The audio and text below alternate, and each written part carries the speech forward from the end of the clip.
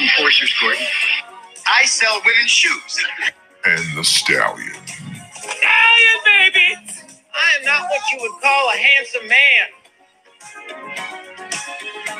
I'll kick you in the nuts and you'll smile at me and like it. Oh, nice!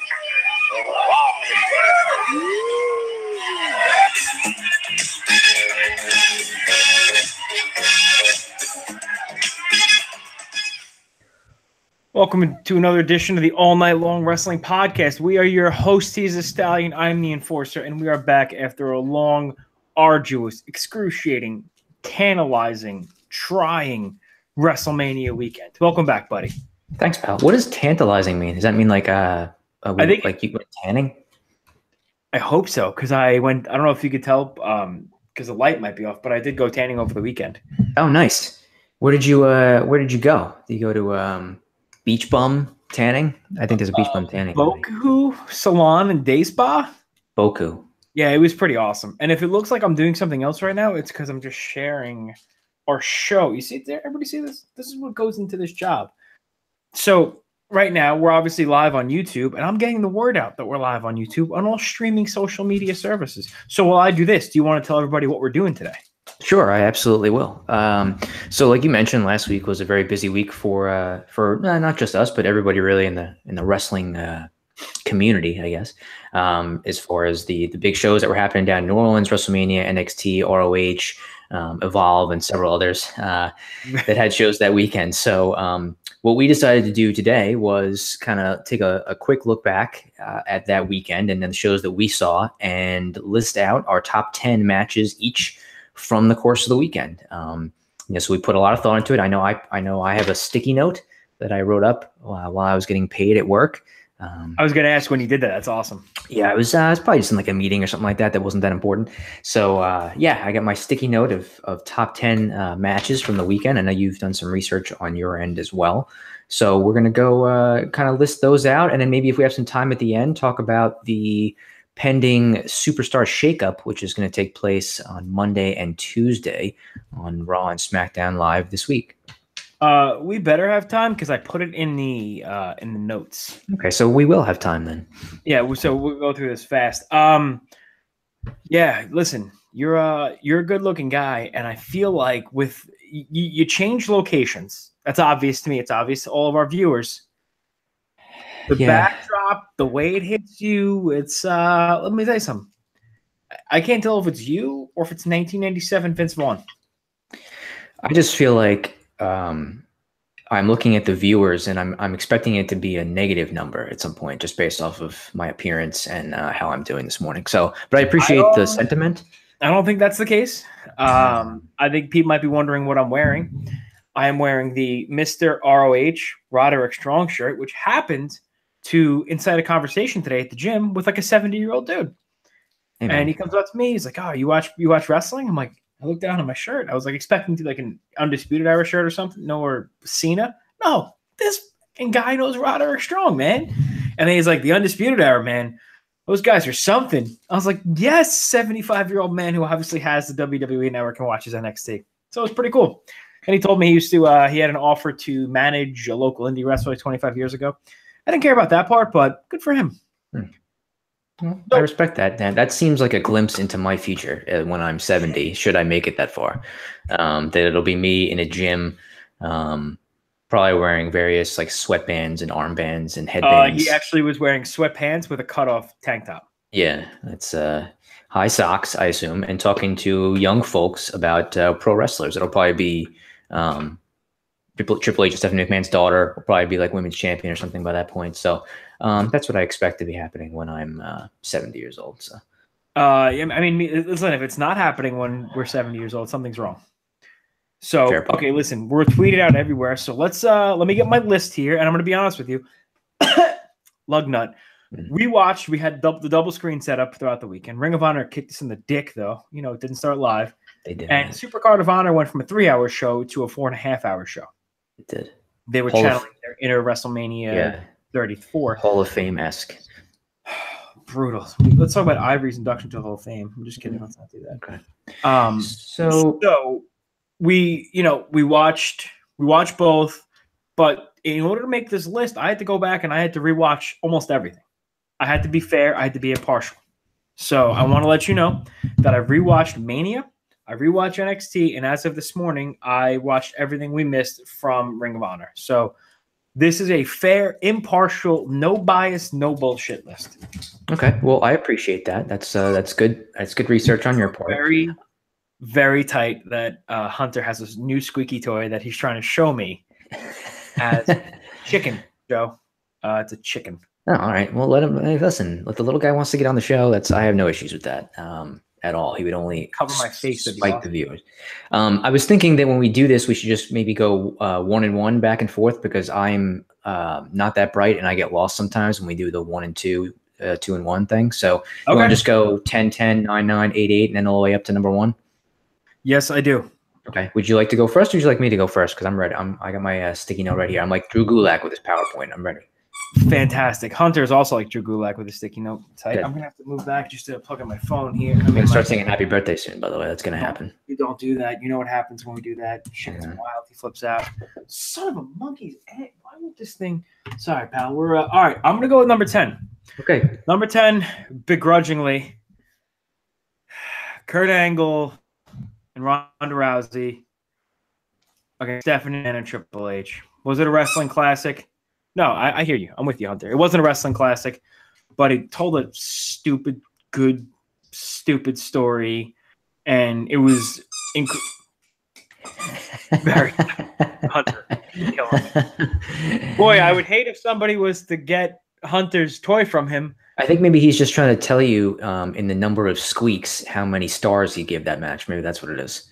I did hear 6 squeaks, so that makes sense. There it is. Listen, it wasn't a classic by any stretch of the imagination, but it was exactly what it had to be for the people involved. Honestly, I think Ronda Rousey looked better than Kurt Angle did in that match. He's obviously dealing with a lot of health issues, and I don't think, speaking freely, I don't know if he really should have been in the ring. I'm glad he didn't take a lot of bumps. Triple H and Stephanie, they played their part to a T, and it was very well. Whoever scripted that match, whoever wrote that match, deserves a raise. So number 10, that match. Nice. All right, number 10, I have Ember Moon versus Shayna Baszler from NXT Saturday night. What is with the looks? It's like you don't think I can see you. You know I can see you, right? I can see you in the camera. Hunter left. That's all I'm gonna say. Okay, Hunter left. Good. He knows. He appreciates it. So I had that match. I thought it was a good match. I thought those two had a good feud. Unfortunately for Ember Moon, she didn't really get to do a whole heck of a lot with the NXT Women's Championship while she had it, and now she's moved up to Monday Night Raw. But I thought the match was good. They had a good storyline really throughout the feud of, Shayna Baszler attacking other women's arm. Moon got a little bit of revenge on that during this match, but they've always kind of played that up.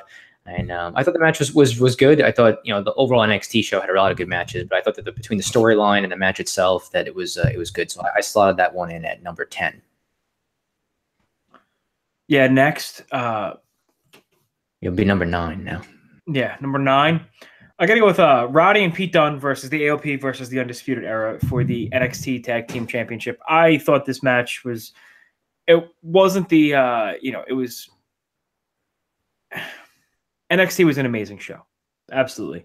This match, for the storytelling that was involved and for the post-match angle, to me was one of the most enjoyable angles in recent memory, as you could cite me jumping around like a child, screaming with weenie tots in my mouth, if you recall. That's literally verbatim how it went down. It's burned in my memory, yeah. That seems harsh. But I thought AOP looked good. They looked strong. I think Kyle O'Reilly stood out in that match, as he tends to do. His facial expressions kill me. I think he was really good. Cole got put through a table early, so he didn't really have to do much. But Roddy and Pete Dunne, the talent in the match, you knew what it was going to be like. And for me, it was very enjoyable. So for me, number 9 was the NXT tag match. So number 9, I threw in a match from ROH's Supercard of Honor show, which was Cody versus Kenny Omega. I saw that in at number 9. I think that I'm not sure what I was expecting out of that match. I don't think I was expecting like a classic or anything, but I thought that the match itself was good. Again, the storyline with those two guys and Bullet Club and being the Elite and all that stuff. I mean, the match was not, like I said, it's number 9 on my list, so I think it was not like one of the top ones of the weekend, but I thought it was a really good match. There were some good false finishes, and the ending with the Young Bucks coming in and kind of making a choice between the two, I thought was also pretty creative. So I slotted in Cody versus Kenny Omega at number 9. True story, not on my list. So I could see why it was on your list. I liked it too, the drama, but just didn't. Maybe because my expectations were so high, but did not crack my top 10. However, speaking of cracking my top 10, we're going to get to number 8. And for me, that was we're going to head on over to WrestleMania and the Intercontinental title match between The Miz, Finn Balor, and Seth Rollins. This kicked off the show. Yes, right? Yes, it did the main show. Kicked off the show. I want to make sure. There were so many pre-show matches, I forget which was which. Because if you watch it, it kind of just rolled into one. But as far as kicking off the main card of WrestleMania, it took 65,000 people and it got them hot. And it it got them, really ready for a good show. And that was, if you're going to have a 4 or 5 hour show, you need something to get the crowd invested and motivated right away. And the crowd loves all 3 of those guys. And they love to hate to love The Miz. And him losing the title, I think, was the right call. I think Seth Rollins is the guy that they're really pushing forward as Monday Night Rollins. And it was just a really creative, well-booked match with 3 guys that people really cared about. Gotcha. Yeah, no, that's a good choice. That is on my list as well at some point here. But for number 8, I put in also from WrestleMania, I had Charlotte and Asuka as number 8 for the weekend.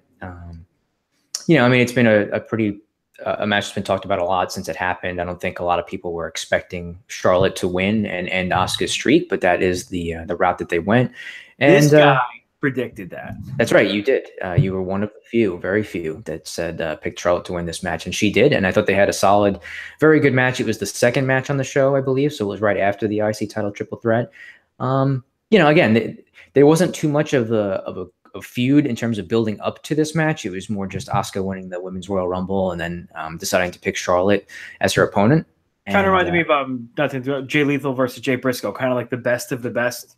Mm-hmm. Not a lot of personal heat between them, but yeah. So again, it was really good. It was one of the better women's matches on pay-per-view in a little while, at least in WWE. So I don't know where they all go from here. Obviously, Charlotte lost the women's title on SmackDown 2 nights later to Carmella. So I don't really know where they're all going with that. But that was my number 8 on the list. That's how I feel about that. So that'd be number 7. I didn't have these numbered. So if you give me a second here, 2, 3, 4, 5, 6. From Evolve, Fight TV was gracious enough to gift me $15 for some reason, I don't know. So I was able to watch, I think it was Evolve 101, whichever one was Thursday night. 101 or 102. Main event, it was Evolve champion Zack Sabre against Matt Riddle. That comes at number 7 on my list. It was, you have to like Zack Sabre in order to appreciate his matches. And he's a very catch can shoot style wrestler. And his grappling worked very well with Matt Riddle, who came from the world of mixed martial arts. So they were able to put together a very strong grappling centric match together, which had the crowd, emotionally invested the entire time. And Matt Riddle actually was able to get the win, I think, ending Zack Sabre's 300 and some odd day reign, as Evolve champion. And then for the following day, I believe he left the company. So it was a big match. It was a big moment for Matt Riddle.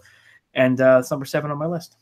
Nice. That's a good choice. Yeah. I mean, unfortunately, I didn't see the Evolve show, so I don't have any of those matches on my list just for. I could send it to you. It's in my queue. Oh, I appreciate that. So for number 7, I won't dig into this one too much because you already spoke about it, but I had the Intercontinental title triple threat match at number 7. So pretty close to where you had it. For all the reasons that you mentioned, it was a good match, fast paced, good workers between all 3 of those guys. I really wasn't sure who was going to win. I could have made a case for all 3 guys. In fact, I probably thought Rollins was the least likely to win, and sure enough, he won. So, but yeah, it was a great match to open up WrestleMania. Got the show off to a good start. So that is number 7 for me. Number 6 on my list, we're going to head over to NXT and Andrade Cien Almas versus Aleister Black. It's a match I was actually, true story, making cookies the first time we were watching it, which, I mean, the cookies were good, Joe. They came out tremendous. Yeah, that was a great job by you. So I went back. I saw like half of it. Went back and rewatched it. It was again, it was just part of a fantastic show for NXT. The crowd is super into Andrade Cien Almas, but I think they're even more so into Zelina Vega and her heel stuff as manager, which has kind of helped. It's definitely brought Almas to the next level. And in his matches, Vega always gets involved. Hurricane is off the apron, breaking up pins, foot on the rope, that kind of thing, all the stuff that a great manager does. And the crowd was kind of hanging on every fall in this match. The finish was super creative. I think she jumped off the ropes at Aleister Black. Almas caught her. She always gets involved in matches. Almas caught her, turns around, gets hit with Black Mass from Aleister Black, and your new NXT champion. The crowd went crazy. And I assume that means I will get into a little bit later, but you'll see Ricardo Cien Almas on either SmackDown or Raw this week. No? Don't know who Ricardo Cien Almas is. Damn it! Andrade Cien Almas. Going over this. I don't know. Does he have a brother, maybe? Hold on, let me Google that. Hold on, let me see. Is it Ricardo Cien? Nope. Okay. Well, Mike. Ricardo. I'm just going to call him Almas from now on. Okay, yeah, that's okay. So I think we talked about it before, but he was the winning question on a pro wrestling trivia that Joe and I did. Yes, yeah, I think that was at a concert for a band called the Kings of Wrestling. The winning question was who was known as La Sombra outside of NXT, and I knew him, so I know who Andrade Cien Almas is. Ricardo. Well, that match also was number 6 on my list, so nice. I won't. Again, I won't repeat all the stuff that you just said. There's a train in the background. Yes, there is a train near my house. Okay. Again, very good match. A really, really creative finish. I thought it was, like you said, the crowd popped huge when he hit Black Mass while Almas was holding Zelina Vega. So clean too. I don't know how he did it.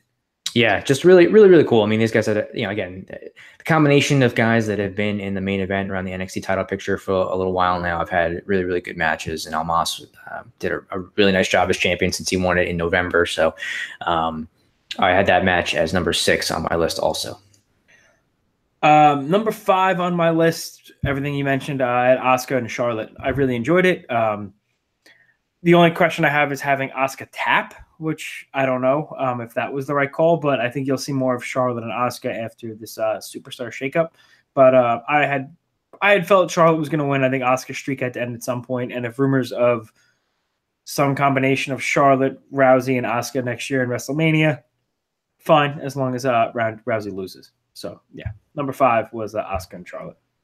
So number 5, I had the tag match that you had at number 10. So I had Angle and Ronda Rousey against Triple H and Stephanie, just mainly for the way that it was booked and laid out. Right, I don't know what people were expecting from Ronda Rousey. I was kind of set the bar low for myself in terms of expectations for her, just because I just didn't really know what to expect. I don't know what kind of training she went through, and her promo work was a little bit rough.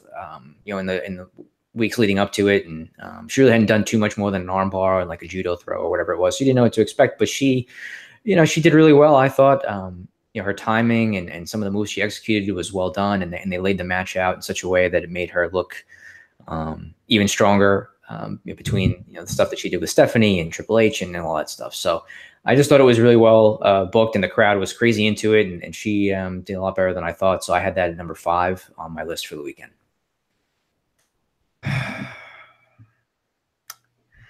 I'm sorry. I'm going to go watch another Ricardo Cien Almas match while you give your number 4. Hold on. Let me just mute myself here.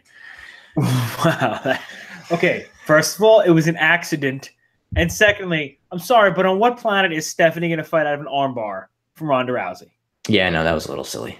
Like twice. I'm okay with the roll-up thing, but you're really – like Rousey's really going to have trouble snapping your arm in a second and a half? Please. Anything to make Stephanie look tough. That and her 47-inch heels. Give me a break. Number 4, right? We're on number 4. Yep, number 4. Number 4, Hangman Page versus Kota Ibushi from Ring of Honor, Supercard of Honor. We missed it the first time around, as per the Honor Club was not, not working that well. But I went back and rewatched it, and man, this match was something else. Both these guys are, I don't want to say very similar in the ring, but they both have some similar moves. The triangle moonsault, the shooting star shoulder block. tight.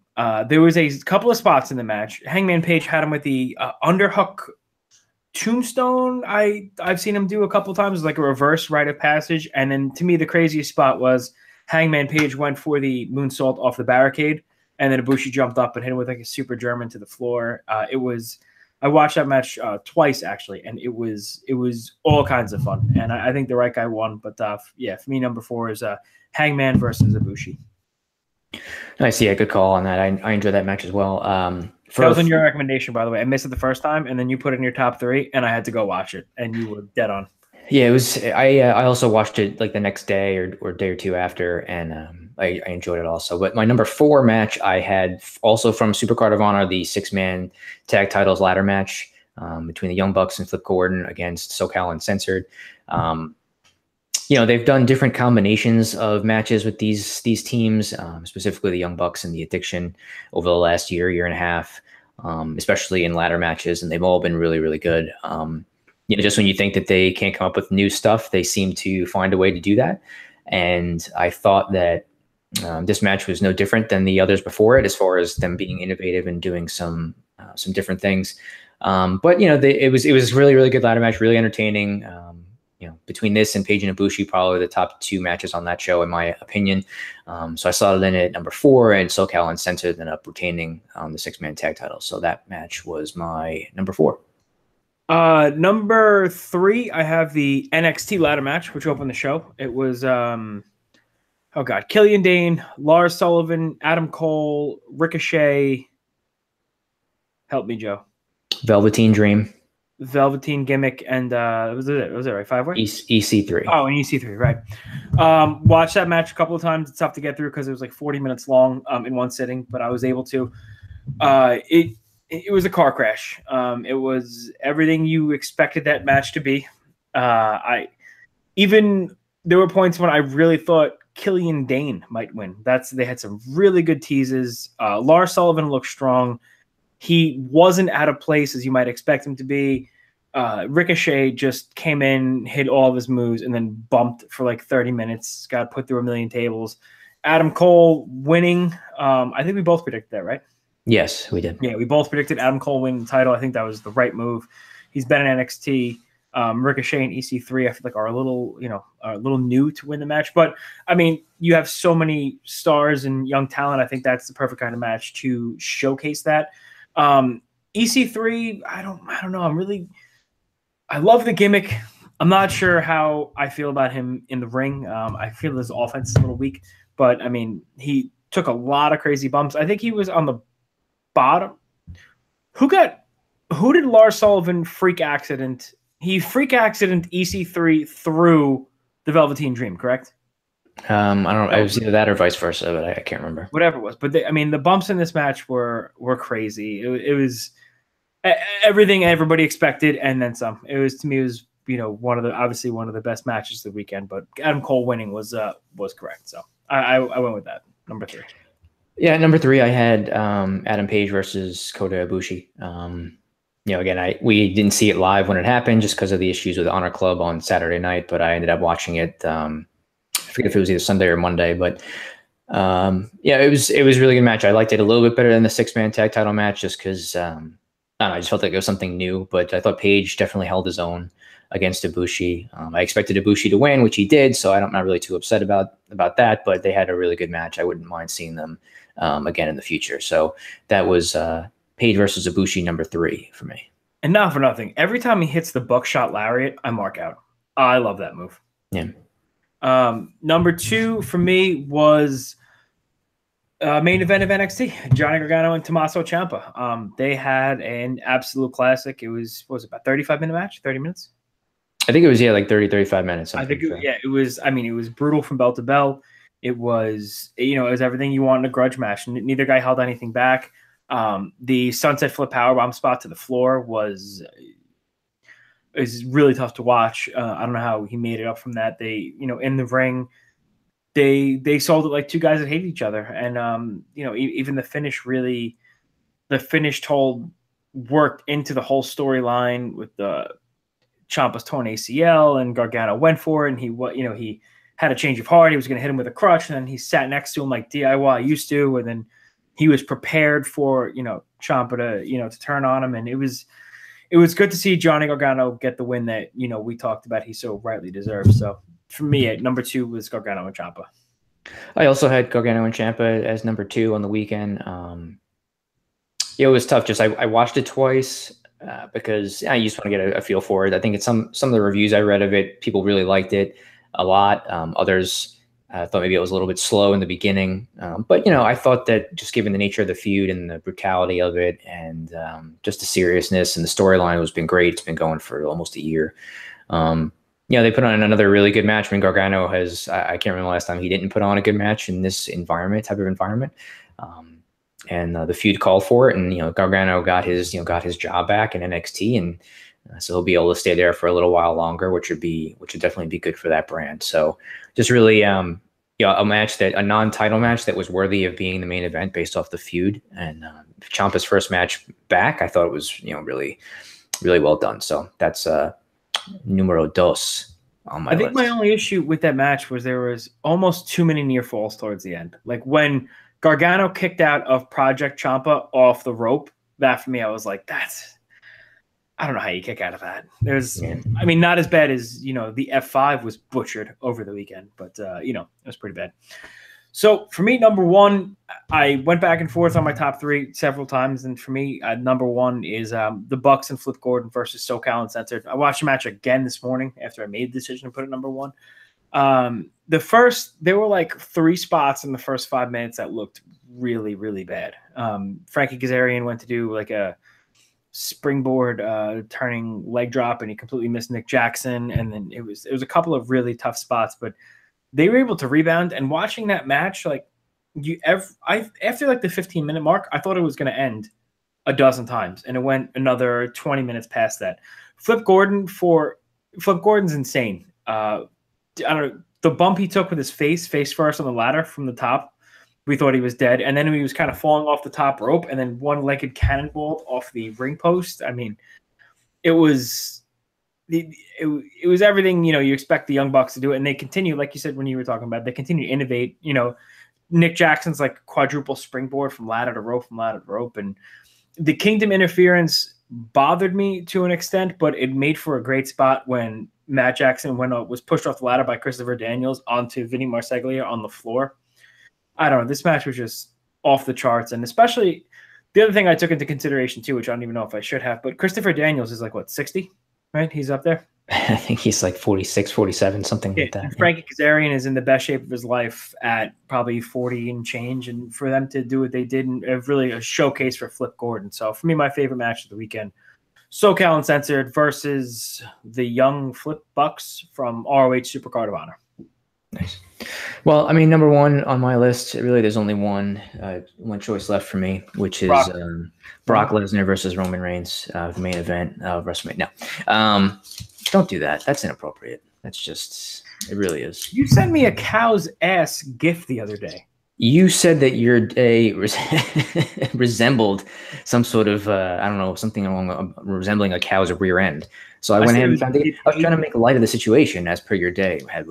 You know how many times I had to zoom in to see what I was looking at? Yeah. By the time I got close, I was like, that is a cow's ass. Yeah. There was another one of a cow pooping, and I didn't want to send you that. I felt like that would have been over the top. So I didn't want to.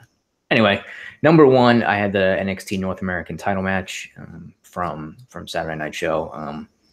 Again, what was I expecting from it? I was expecting it to be a car crash, what it was, but there were a lot of cool spots and teases and things in it that I thought made it even better than it was. And being a big Adam Cole fan myself, it definitely helped that he ended up winning that match. So I just personally, when I weighed out all the matches over the weekend and I compared it to the other ladder match and the Gargano match, I just liked it slightly better than each of those. And so that's it. That's number 1 on my list. The sticky note is now gone. So that finishes up the top 10 lists for I think the top 3 are completely interchangeable. it was so close. It was such a good weekend.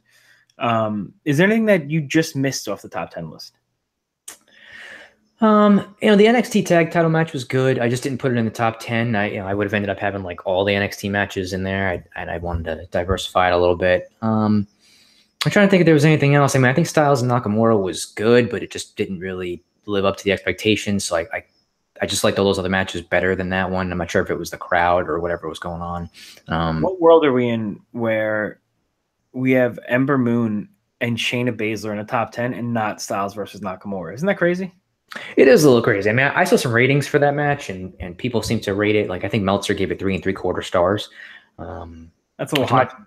Yeah, I might not have gone that high. I don't know if maybe it was just the crowd was kind of burnt out by that point for such a long show. I don't know what the factors are in it, but You think they held back because of the Nakamura heel turn towards the end, and they kind of wanted to have the big payoff, maybe at SummerSlam? it's possible. I don't know. I mean, who knows? I don't know when you read stuff. I heard that they made a bunch of changes to the WrestleMania show. In like the day or days leading into it, and that was one of them because now that Daniel Bryan is back in wrestling, they felt like. Maybe Vince felt there were too many baby faces on SmackDown, so he decided to turn Nakamura heel and kind of mix it up there. I don't know if that's true, but the heel turn was I wasn't expecting that. I thought Nakamura would just get some more rematches. I think that was one of the few matches I picked correctly actually on Sunday, which for WrestleMania was AJ Styles, but I just didn't think that he would turn. So that part was good, and it should make SmackDown a little bit more interesting should he stay there and not move in the Superstar Shakeup. Well, I mean, you are a natural radio guy because that, my friend, that's a segue into the Superstar Shakeup, which is taking place tomorrow night into Tuesday night, Monday Night Raw, and Tuesday Night SmackDown. I don't know if I'm sure there's going to be matches too throughout the shows. Yeah, I think so. I can't remember how it was last year. I think the one last year started at Nassau Coliseum by us. My buddy Charlie was there for that. But yeah, I think they're probably gonna have matches intertwined with people showing up and doing different things as they move brands. Okay, so now how do you want to do this? Do you want to go 5 people going to Raw, 5 people going to SmackDown, just a couple of ideas off the top? What do you want? Yeah, I had a couple of ideas. I just I was trying to figure them all out, but it's hard to figure. I mean, I'll just throw a couple of things out there from the different divisions between women tag and overall men's division. So I felt sure. Yeah, I mean, I felt like for I guess like for the tag teams, well, I'll just throw a couple things out there. So I thought maybe that the tag teams, I thought the Usos might go, even though now they're the number one contenders. I don't know if that's going to happen, but it just felt like the right thing because New Day moved last year. Bludgeon Brothers are the tag team champions. So it just seems like maybe moving the Usos away from SmackDown and the New Day is the right thing to do. And then I would probably swap Gallows and Anderson and move them over to SmackDown. So to me, those are tag teams that I would personally switch. Okay. As far as tag teams, that's tough because you just have the AOP, so AOP and the Bludgeon Brothers can't be on the same show. I think that's something important. I also don't know if I would like Gallows and Anderson to have a bigger role. You know what? Actually, yeah, I would have Gallows and Anderson go to SmackDown, but I would also have Finn Balor go to SmackDown. He's no longer in any of the title pictures. I think him in the U.S. heavyweight title picture on SmackDown would be something very interesting. So, yeah, I'm with you. Allison Ganderson. That's a good one. That's almost as good as Ricardo, Cien, Almeida, Almas. Shooters. So, I'm saying Finn and the club head to SmackDown. Yeah, that was another one for me. So I personally was thinking that Gallows and Anderson and Finn Balor should go to SmackDown. I think what that does then is it puts them on the same show. I wouldn't move AJ Styles, especially since he's the champion. So I would leave him there, and it puts the whole club dynamic on SmackDown and keeps all the Shield guys on Raw. So you have still Reigns. I would leave him, Rollins, and then Ambrose is injured. I would leave him as well. And I would move Balor, Gallows, and Anderson to SmackDown. And you can kind of have them interact with Styles in whatever capacity that you want to do with those four, whether you want to have them aligned or feuding. I think that would be a good move. And I don't know. It's tough as far as who I would move from SmackDown over to Raw because, SmackDown needs – they need some guys. BK texted me. We were talking about it a little bit, and he thought maybe they might move Strowman to SmackDown, which I could see them doing that to get him away from Reigns. But again, on that show, you've got Styles, you've got Daniel Bryan. So I don't know. Do you have Daniel Bryan? Do you have Daniel Bryan on SmackDown, or does he go to Monday Night Raw? Because that's what I'm kind of thinking. He might, yeah. I mean, he might. The only thing I would be cautious of if I was WWE is having him and Roman Reigns on the same show, because when they did that last time, or when that was the case last time, a couple of years back when Bryan was first wrestling, it blew up in their faces pretty good. Maybe they don't care at this point just because Reigns is what he is and they're going to do what they want to do. I would only think it because they have him and Styles in the same show. Yeah, there's a lot of things they could do. That's the part I'm a little fuzzy on, is like these, mid to upper card SmackDown guys. The other thing is I don't know where Kevin Owens and Sami Zayn are going to be, right? Because technically they're not on SmackDown. They had a match on Raw. It went to a draw. NXT. So You gonna go back to NXT? no, that would not be. I would not do that. Well, are the NXT guys involved in the Superstar shakeup? Do we know that? They might be. I'm trying to remember last year who came up after Mania and then who moved in the Superstar shakeup. So I don't know if it was strictly NXT main roster guys at that point. I can't remember them all. The only thing, I guess, the only other ideas I had for the shakeup were as far as the women's division was concerned, and I think that I was going to say move Becky Lynch to Raw, but now I'm wondering if maybe they move Naomi to Raw, if the Usos are going to move, if the way she can kind of move with her husband. And I don't know. I think that maybe Natalya as well can move to Raw. And then I don't think Asuka appeared on TV at all last week. Am I right about that? Right. So I think maybe move her to SmackDown, unless you want to have her work a program with Nia Jax. But I would probably move her to SmackDown and let the Raw girls, if you move either Becky or Naomi, Natalya over, you got Ember Moon over there now. I think that might be what I would do as far as the women are concerned.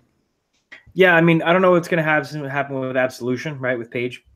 So you have Sonya Deville and Mandy Rose. Yeah. I'm with you 100%. Natalya's going to go to Raw. She kind of did the honors on her way out, if you will. The other thing I was thinking about is Sasha and Bayley. Maybe they do something where they bring both Sasha and Bayley to SmackDown, and they bring Natalya over to Raw. I don't know. I have a headache, Joe. Yeah, it's tough. It's tough to figure. There's a lot of things. 3 things that are definitely happening.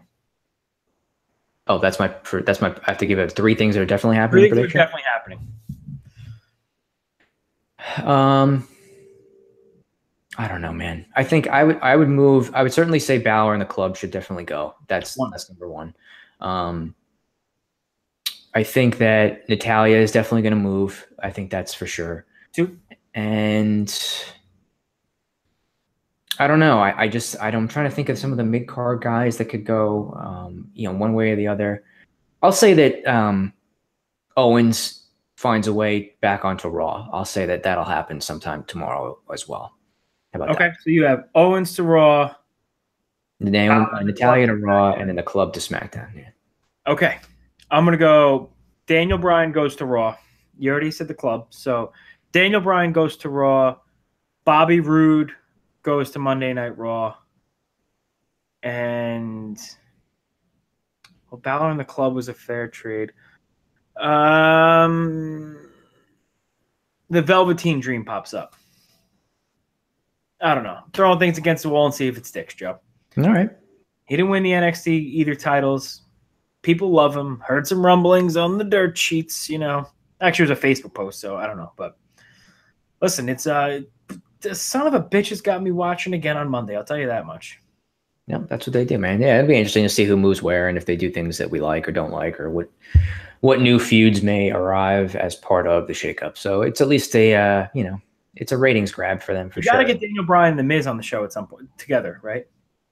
Yeah, maybe. Yeah, I guess now that he's wrestling again, so I could see either Bryan going to Raw or Miz going to SmackDown, back to SmackDown. I mean, I don't know how they feel about moving guys back and forth year after year. So yeah, that's why I don't want to go. Like Charlotte or Alexa Bliss seem like likely candidates, but they both switched, so I wouldn't do that again. But yeah. Well, we'll be watching on Monday night. And tonight we'll be watching Ring of Honor Steel City Excellence, correct? Masters of the Craft. Steel City was last night, and there was apparently a brawl. Do we have any idea who was involved? No, I can't find spoilers anywhere for this darn show, so I've been looking this morning since I woke up. I just gave up. That's usually what I do. So, rumor has it they destroyed Cody Rhodes' Chipotle. Yes, I heard about that. You're gonna step on a man's food. The Bucks were pretty upset. They say that shit doesn't happen in their locker room. I don't know. I can't wait to see who's your guess. Who do you think it was? I don't know. I really I don't know enough about it. Let's start a rumor. Let's get us over. Let's say you broke news. I want to wait to shut our YouTube channel down again. We can't have that. So I feel like it was Brian Malonis and somebody. No. I don't Brian think Malone he wouldn't have stepped on the Chipotle, right? He would What? he probably wouldn't have stepped on the Chipotle. He would have just stolen the Chipotle. Nice. Fat jokes. Who are you, Alexa Bliss? We I'm are. not body shaming, bro. He just has a healthy appetite. That's what this is. Oh, yeah. Have you seen him eat, Joe? Or do you assume that? So where can people find us on the internet, Mike? Joe. We're body positive here. Where can people find us on the internet? You can find us on Twitter at All Night Long WP. You can find us on Facebook, facebook.com/allnightlongwp. You can find us on Damage 365 Radio Network. You can find us on our Instagram at All Night Long WP on Instagram. I got this Halloween poster and this Friday Nightmare on Elm Street. Nightmare on Elm Street poster and the Friday the 13th poster on Amazon. That's it, right? Yeah, that's it. That's this week's edition of the All Night Long Wrestling Podcast. I wish we had some sort of guest on this week, but you know, things happen, Joe, huh? Things do happen, Mikey. Things happen. Listen, we appreciate you checking us out. Make sure to follow on the Facebook. Go to YouTube, All Night Long Wrestling Podcast on YouTube. Subscribe to it so you get all the updates. You're bored. Whenever we go live, it's going to send you an alert on YouTube. We got to get to 100 subscribers. That's our goal. We're about 60 or so right now. Get us 40 more. Something cool is going to happen, I promise. iTunes, you're going to rate it. You're going to review it. You're going to subscribe to it. We're going to appreciate it. And when we get to 100 subscribers on YouTube, we're going to have new shirts. So that's what I'm hoping for. 100 YouTube subscribers, new merch, daddy. We are the All Night Long Wrestling Podcast. He's the Stallion. I'm the Enforcer. And we're tapping out once again.